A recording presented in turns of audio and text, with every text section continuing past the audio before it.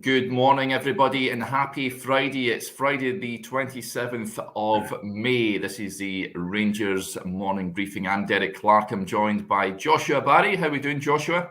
Good, Derek. Yeah, good to be with you as ever. Happy it's Friday.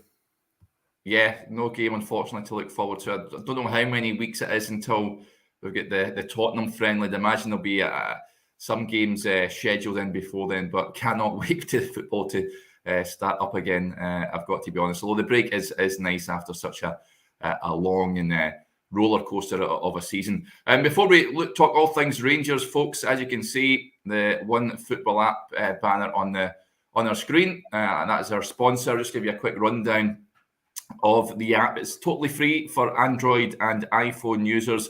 It's your one-stop shop for all your footballing needs. Not only can you keep abreast of all the action involving Rangers and keep up to date with anything that's going on coming out from Ibrox, you can also read lots of Rangers review articles on there. But you can also look at other teams in Scotland, look at the opposition as well as down south, and you can also keep your eye in about what's happening further afield abroad as well. So it's the One Football app. So many of you downloading it, tell me great things about it. So it's just head over to wherever you get your apps, and as I mentioned, totally free as well. Okay, let's talk all things Rangers.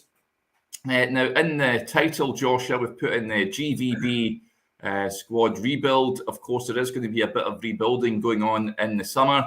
We already know that John Souttar's coming in to bolster the defence. Connor Goldson expected to leave. Calvin Bassey probably expected to leave as well. £25 million is the reported figure that Rangers will be looking for Bassey after a quite phenomenal season for him. There's going to be other players departing, of course, players out of contract, players going into the last year of their contract. Where is the priority for you in terms of bolstering in terms of area of the pitch? Yeah, I'm interested to know what everyone's thoughts are in the comments in terms of numbers of players coming in and also key areas that people think need strengthened. Because as we've talked about before a few times now, Derek, I guess there's different types of squad rebuilds, isn't there? There's the ones like Steven Gerrard had to perform in 2018. And I guess what Ralph Rangnick said about Man United, they need open heart surgery. Yeah. Looking ahead to the summer.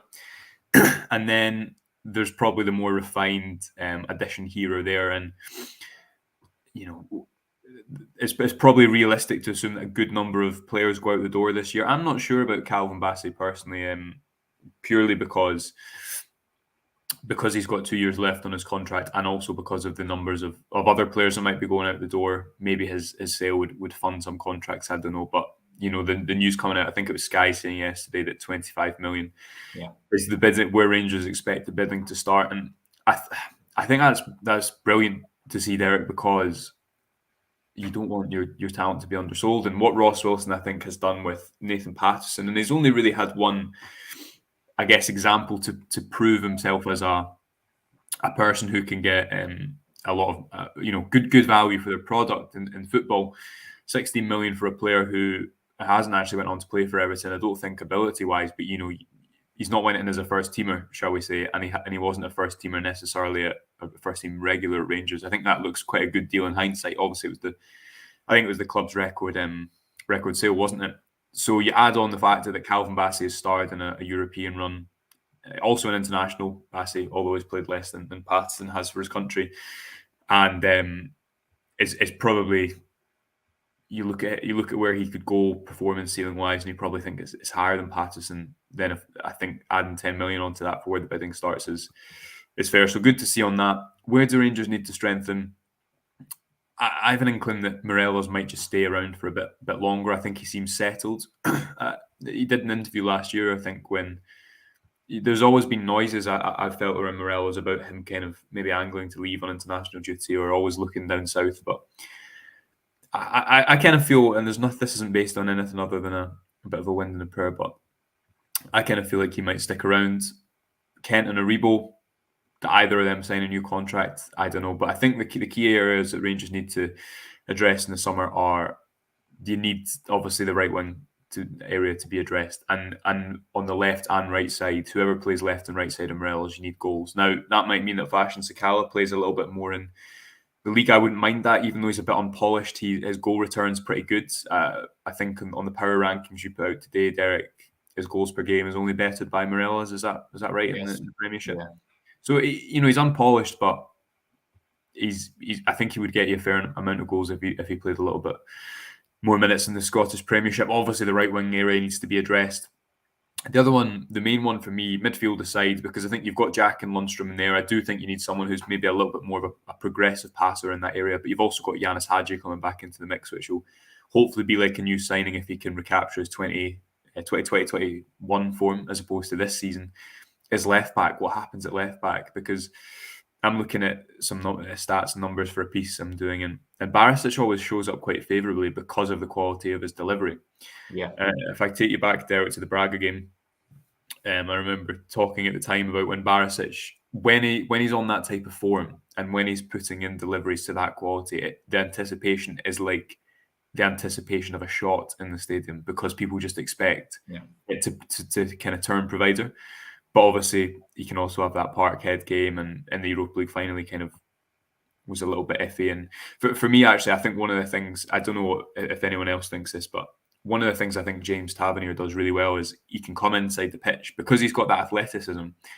And what that means is fullbacks are quite easy to press, I think, because obviously the side of the pitch is there. You can use that as an extra defender and you can close them off. And often with Barisic, if he's not got a pass on up the line, he has to go backwards because he's not got a right foot. But he also, I don't think, really has that ability in the same way as Tavernier to push inside the pitch unless he's playing with a lot of confidence. And I think that sometimes it is a little bit limiting to Rangers. You see it at Arsenal, for example, Tommy Asu at right back is effectively two-footed, and that's such a skill because you can play through opponents in a different way. So that's a little bit of a tangent, but for me, left back, right wing, and more importantly, Derek, the area in which Rangers struggled this year, and they didn't struggle in the season before when they won their 55th league title because they had Kemar Roofe and Yanis Hadji providing goals and assists, is you need numbers in those high areas. Again, I'm not got the exact number to hand, but it was 34 goals and assists Hadji and Roofe got between them in the Scottish Premiership in the title-winning campaign. And this campaign that had dropped, I think, to about 10, maybe just over, a little bit more by the time Roofe had finished the season. And that means that they underperformed their expected goals, and that was a big reason behind the drop-off. So I think you need more goals in that team, and you need people that are going to score scrappy goals because there's not enough goal scorers around Morelos unless Roofe's in that team. So there's my thoughts. What do you think? Yeah, pretty much along the same lines, Joshua. Interestingly, on Bassey, I think there is going to be a bit of a bidding war taking place over the course of the summer. Interestingly, I've seen a tweet this morning from Sky Sports saying that Chelsea are interested in the Brighton defender Mark Cucurella. They've been told they need to stump up £45 million. He plays left back. He's just a year older than Calvin Bassey. Good player. I'm wanting £45 million for Calvin Bassey. It's silly money down south. We all know it. And for me, a player that reigns supreme in the Europa League final, and like you've said, Josh, he's like a cheat code for defending. He doesn't get beat. I think StatsBomb tweeted something yesterday where he get beat 5 times in the season. Yeah, ridiculous. Unbelievable. Let's be honest, when he goes down south, eventually Calvin Bassey will go at some point for big money. So why shouldn't Rangers seek that? But listen, they may get. I think they're going to get a lot of money for this boy. But like you, Josh, I've seen someone posting a question. But if you had to keep one, Connor Goldson or Calvin Bassey, who would you be inclined to keep?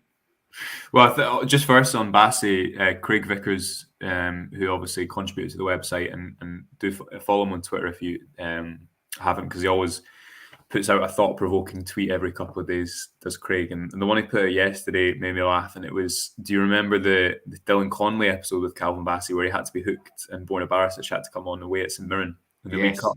Yes. That seems a world ago, and if you don't remember what I'm talking about, folks, that was the 3-2 League Cup defeat in end of 2020, 3-2 against St Mirren, and I can't remember if Connolly came on to the pitch or St Mirren changed their shape or something, but I think he got by Bassey for 2 of the goals. It was a bad episode. And you look at Bassey comparatively now to that, and that's, I think, the other thing about him is you look at how much he's improved in that short space of time. How much, as you say, how much more could he go on to improve? And that's probably, I'd imagine, if and when Bassey goes, whether it be this summer, next summer, sell-on fee will be a big part of the negotiation, yes. I'd imagine, as well, because you want a good chunk of that if he does go on to make a move. And Cucurella, big fan of him. He's a great player.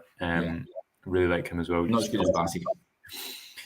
Well, yeah, I'll leave that to your judgment. But listen, like you said, Joe, I look back at. I remember doing the player ratings for the Sparta Prague game where he played centre half alongside Balogun, and then of course Connor Goldson wasn't playing. And in his piece with Bassey, he said he looked out of his depth, and let's hope that Connor Goldson is back ASAP. Well, that aged well, as the kids say, but the improvement in him has been absolutely astronomical. And as I said a couple of days ago, I think Giovanni Van Bronckhorst and the coaching staff deserve great credit with regards to that.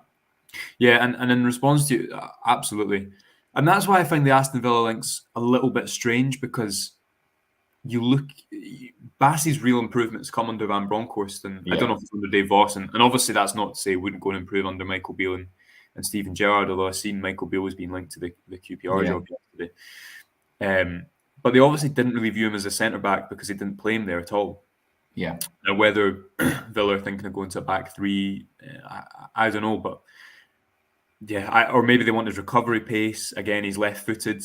He's English homegrown, although he's a Nigerian international, which obviously adds in however much value. And then he's also left-footed and he's a defender and he's got recovery pace. So he's like the most sought-after kind of attributes in world football at the moment. Would I keep him over Connor Goldson? I think it depends on the deal. I think if you could keep Connor Goldson and get a good money for Calvin Bassey to reinvest, that would be wise. But obviously it doesn't look as though Goldson is staying. Nothing to suggest there's any hope. Van Bronckhorst said the chances were small after the Europa League final, and as we said yesterday, Derek, he's not one that tends to kind of dress anything up. He kind of says it as it is. The Bassey debate aside, Rangers have, I know people, the Goldson debate's quite, it's quite divisive, isn't it? But I was looking at the amount of games he's missed yesterday, and there's not many. And aside from all the qualities I personally think he has, I know some people don't rate him highly. For me, the fact that, he was the figurehead of the team that broke the Scottish defensive record and the figurehead defensively of the team that got to the Europa League final, and praised very highly by Gerrard and Van Bronckhorst is enough to justify that he's a good player in my books. And there's not mistakes are a part of his game. I think mistakes are a part of most defenders' games. Availability wise, Rangers have a lot to do in that area, because I don't think John Souttar can play that many games, as we've discussed before. He's obviously had his injury problems, so it's going to be a busy summer for Ross Wilson. I hope he's getting his trip to Lanzarote or wherever in early. get back into the boardroom and get working. Aldo gets in touch. Hi, Aldo. He says, I think we need at least one new striker, as I expect Itten will be sold, which only leaves us Alfie and Roof. I mean, all know Roof is injury prone. I don't think we can disagree with that, Joshua. No. I would be inclined to say Rangers need at least two strikers coming in the door. Because, well, Itten's not going to feature again, is he? And Roof, as much as he's a terrific finisher, and I really, really like him and I really rate him, you can't rely on him, unfortunately, due to his injury record. Well, I've seen him at loss. He was out for several months, and you can't rely on him. You need other options up there. So for me, that is a big area of the pitch that needs strengthened. No. Yeah, again, no, I don't disagree with you. The difficult thing is that we don't know is Joe Rebo going to be there next season. Joe Rebo had the highest chance creation numbers in the Europa League. Obviously played, set amount of games, but even per 90.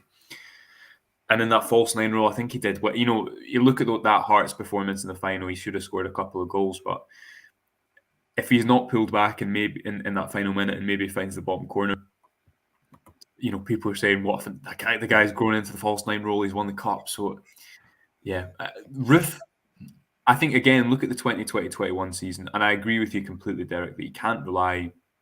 You've got to move on at the right time because, for example, if Rangers were to sign up Balogun, Davies and McGregor on one-year contracts at the moment, I personally would not be happy with that because I think you've got to move on. You can't always rely on what's got you to a certain position. I think you need to evolve.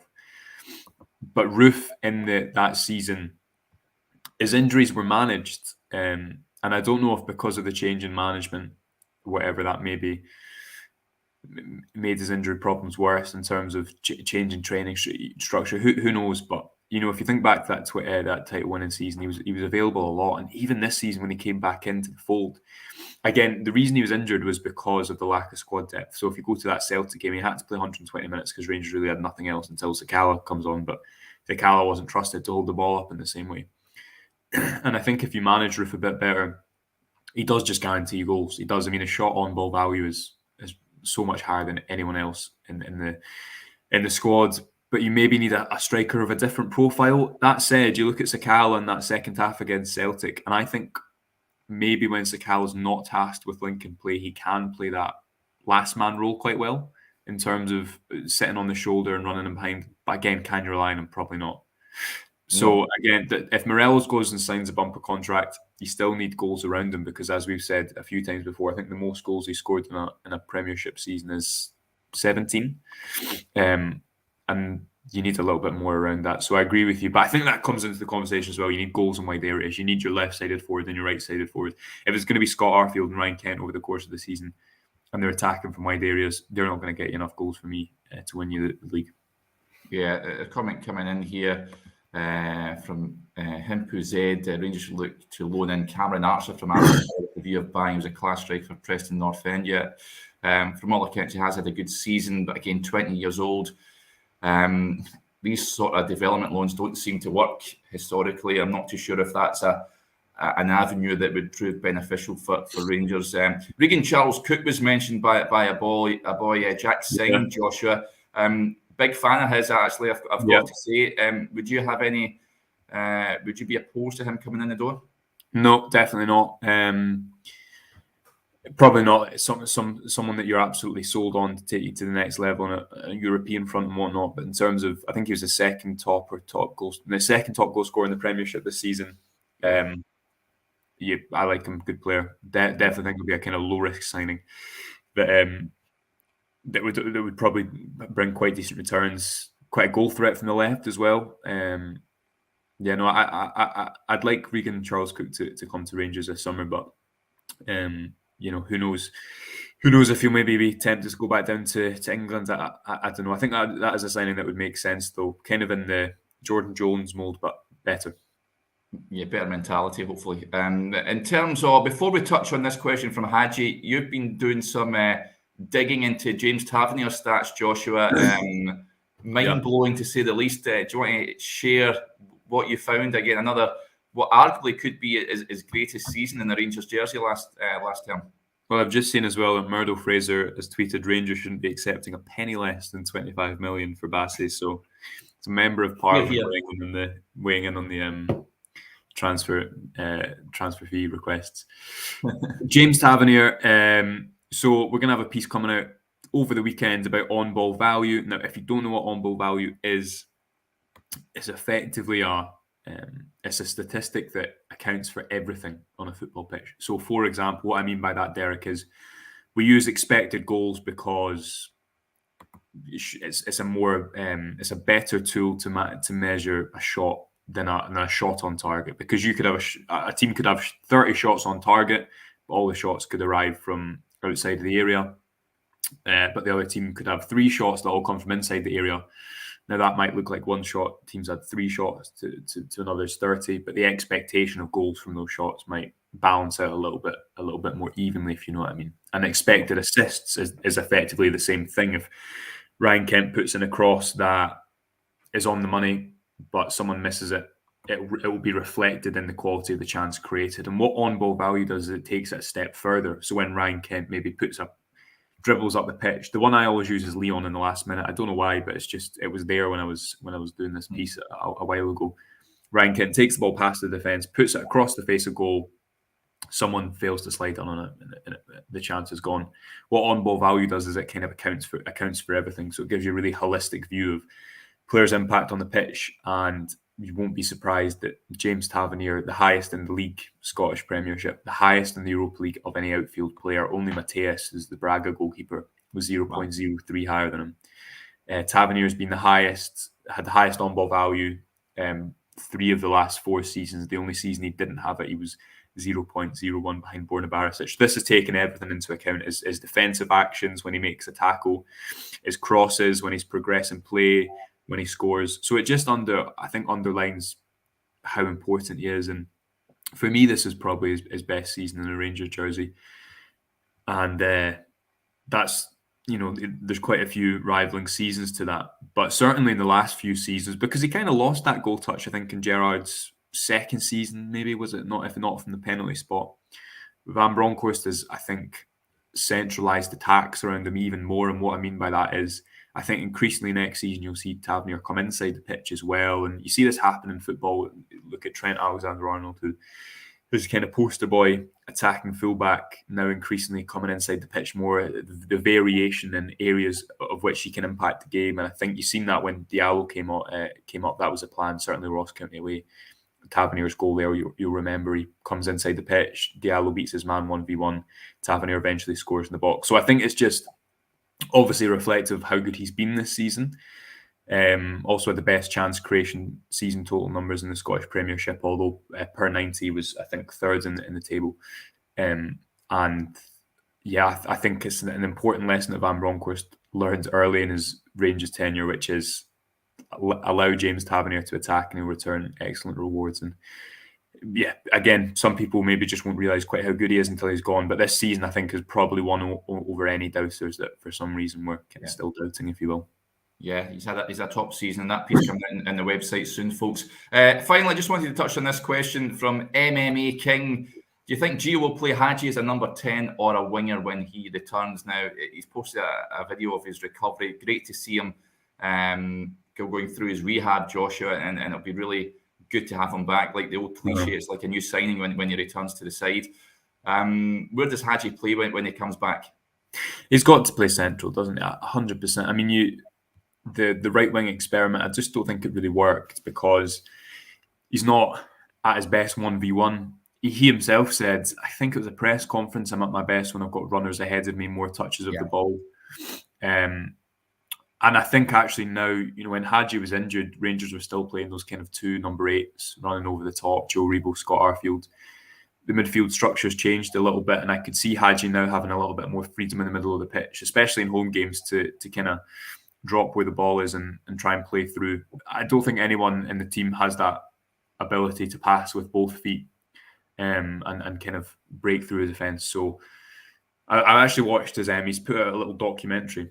Yeah. I don't know if you've seen that yet. So I think you've got to presume hopefully we'll be back for the start of next season if where he's at just now suggests that he's kind of back kicking the ball and whatnot. So it's an important season for his career as well because he's now, 23, 24, Derek, and after the first season, full season at Rangers, his second one was a bit of a disappointment. So hopefully that will coincide to have a good season for him personally, and he'll be able to address an area of the pitch that Rangers have needed a little bit of help in. Yeah, I'm looking forward to seeing him coming back into the squad. Okay, folks, that'll do us there. Sorry if I couldn't get to your questions that are coming in. There's so many, so I do apologise. Just a reminder, you can see the ticker down below. We've got that great offer on the website just now, just £6 for £6, 6 months worth of content. You pay your £6, that's you sorted for half a year. Just head over to rangersreview.co.uk/subscribe for all the details. Okay, we'll be back again on Monday, but until then, enjoy your weekend.